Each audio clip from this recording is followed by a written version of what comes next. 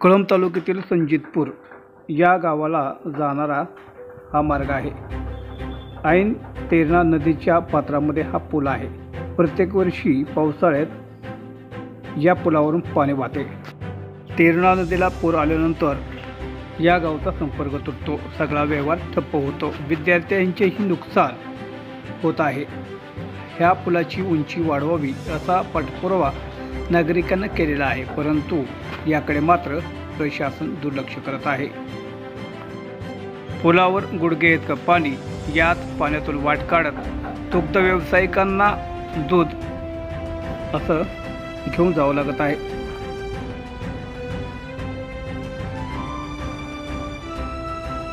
3 दिवस झालं 400-450 एका टायमाला दूध आहे। एक दिवशी गेले ना डेअरीला रोज होऊन देत आहोत।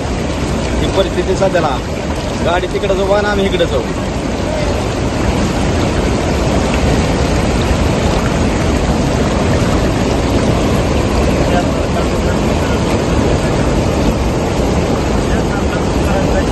शासनाने काहीतरी यूज करायची दुधाची।